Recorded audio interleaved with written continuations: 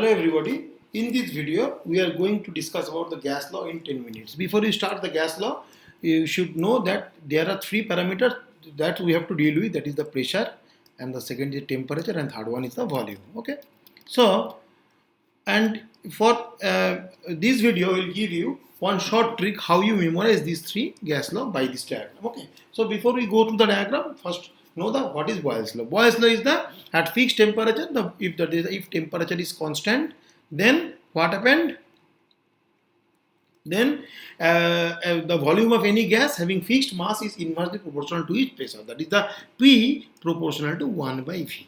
So if you draw the graph between P and V, that is then if this is, you can say that P and this is the V, that is the volume, then what is the nature of the graph? The nature of the graph should be rectangular hyperbola. Why it is rectangular hyperbola? That is, if y proportional to 1 by x, you know that if xy is equal to maximum when x is equal to minimum, like that you can say that y is equal to minimum when x is equal to maximum. That means this is the property of the rectangular hyperbola, that is, if this is x-axis and this is y-axis, so when x is minimum, then y is the maximum, and maximum means it is go up to infinite. That is, if x is equal to 0, at that time y is equal to infinite.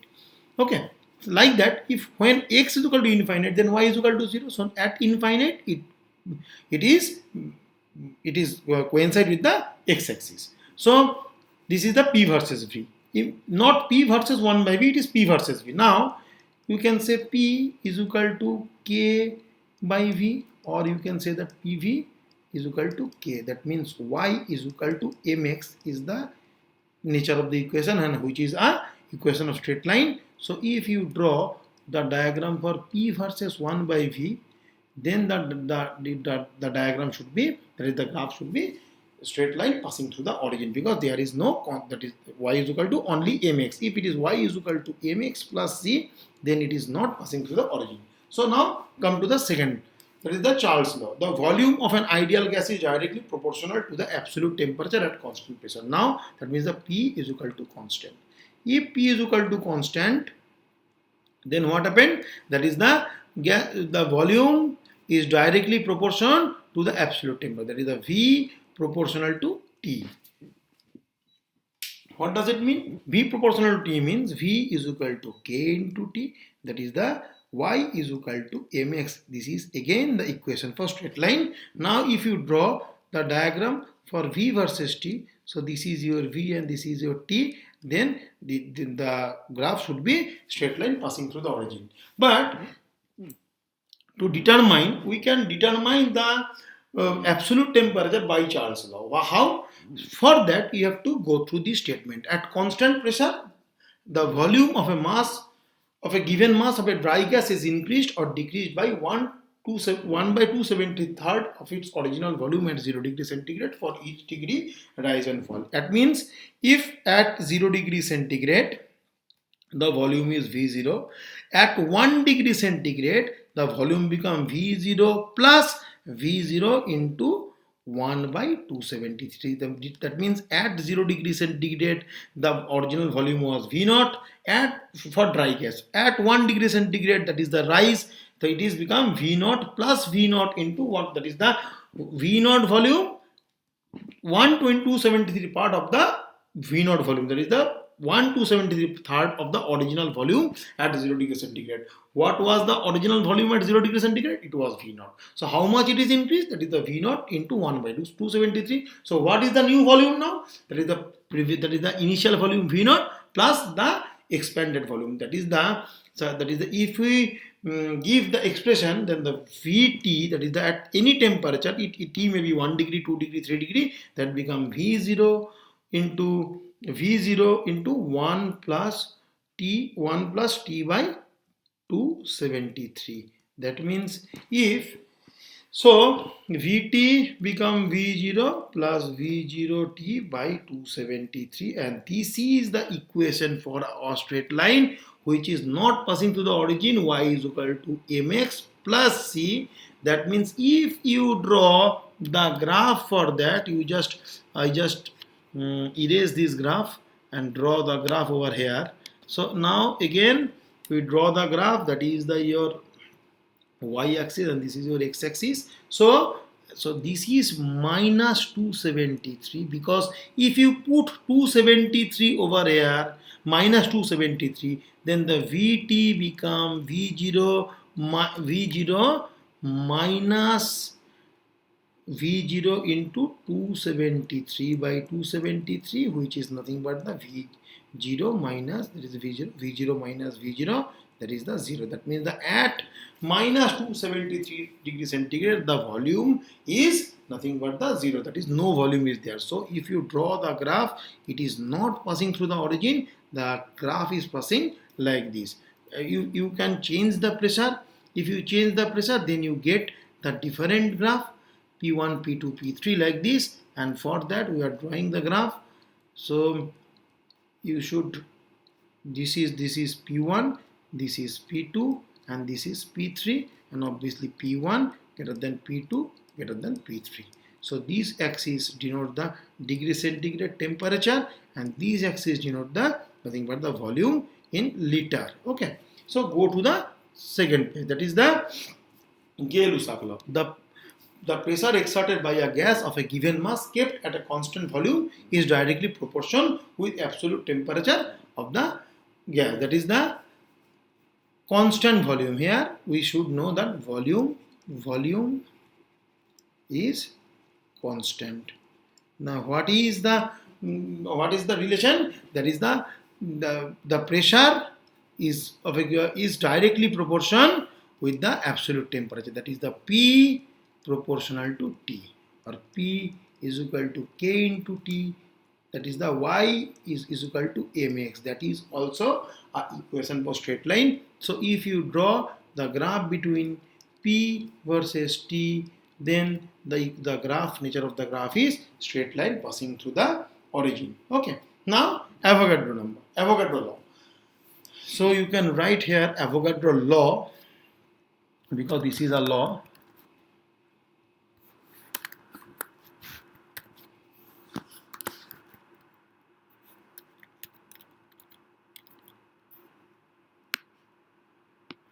Okay, so it states the equal volume of all gases at the same temperature and pressure contains the same number of molecules. Here T, here what are the constant? Constant are the temperature T is T and the pressure P are constant, and volume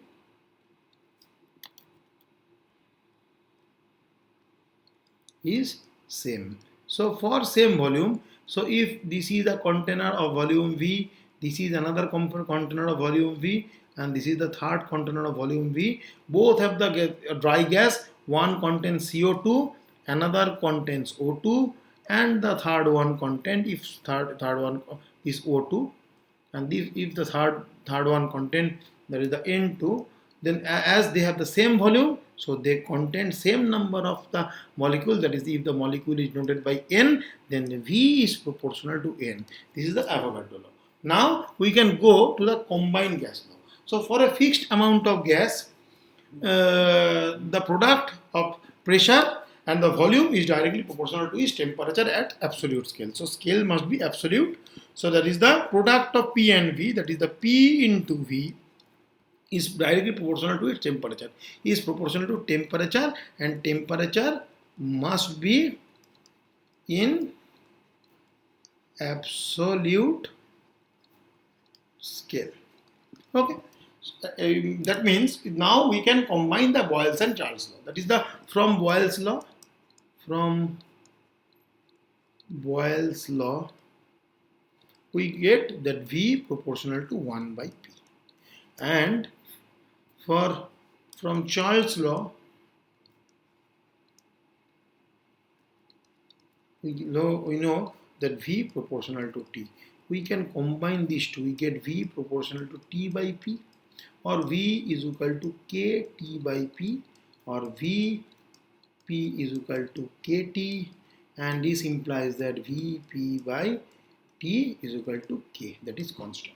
That means initially if volume is V1, pressure is P1 and temperature is T1, and for any one of this parameter, if any one of this parameter changes, then it become, and if it become V2, P2 and T2, then we can say that from this law V1 P1 by T1 is equal to V2 P2 by T2. Okay, this is the gas law. Okay, now how can we derive from this? How can PV by RT, PV by T is equal to R? It is a constant, R or K. It is a constant. Now how can we combine the three law, that is the Avogadro law, the Boyles law and the Charles law? Go to the next page. Okay, now so PV, so PV P1, you can say that V proportional to 1 by P from Boyle's law.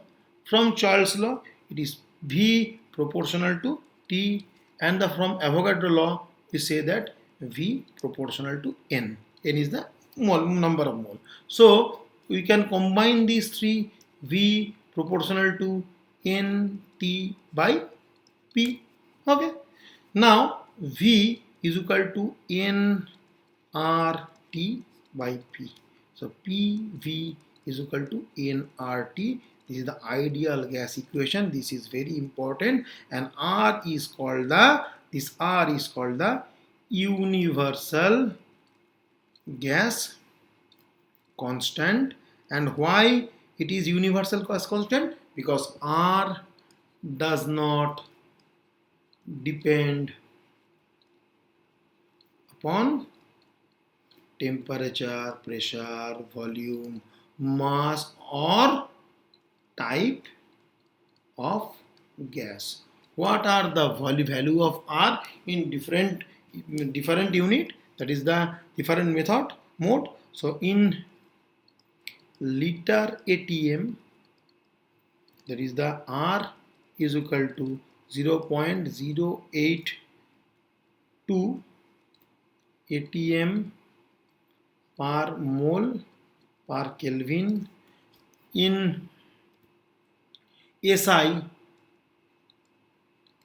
R is equal to 8.314 joule per mole per Kelvin. In CGS, R is equal to 8.314 into 10 to the power 7 joule. Just become convert joule into arg,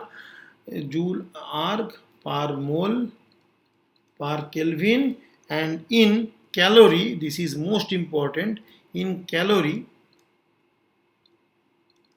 R is equal to 1.987 calorie per mole per Kelvin. The dimension of R is equal to, that is the R is equal to PV by T, PV by N into T. So if you want to calculate the dimension, then dimension of P into dimension of V by dimension of N into dimension of T. So dimension of P become nothing but the force upon area into dimension of V means length square, length cube. It become length cube by the dimension of N is mole, MOL. The dimension of K is the temp, the T is the K, that is the Kelvin.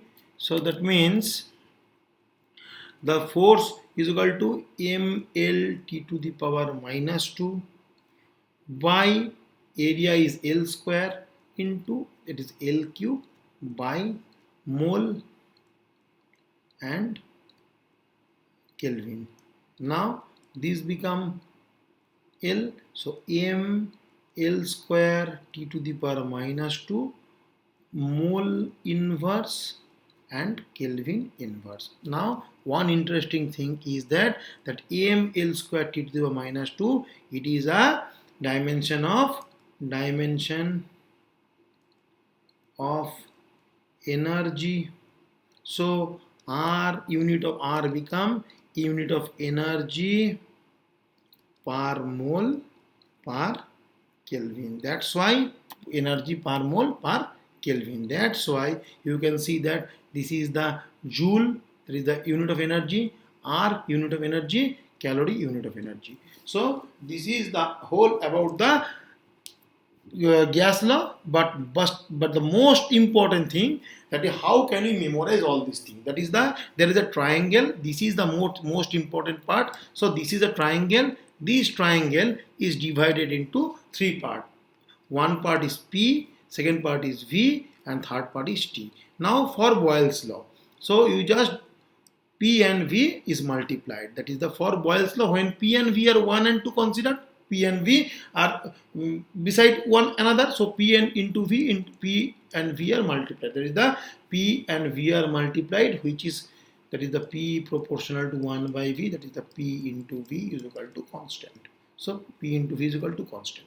Now for second and third, so V is the in numerator and T is in the denominator. That is the for second part, for Charles law, the V proportional to 1 by T, that means V by T is equal to constant. So this is nothing but the Charles law. For third, it is the relation between the 1 and 3. So for 1 and 3, for Gay-Lussac law, P proportional to T and P by T is equal to constant. So this is how you can memorize the gas law in very simple manner. That is when P and V are beside each other, that is P into V is a constant, that is the Boyles law. When V and T, consider V and T, V is numerator, T is denominator, so V by T is equal to constant, that means the V proportional to T, that is Charles law. And for 1 and 3, P by T is equal to constant, that means P proportional to T, that is the Gay-Lussac law. So this is all about the gas law. If you have any doubt, then you can make me a comment. Thank you.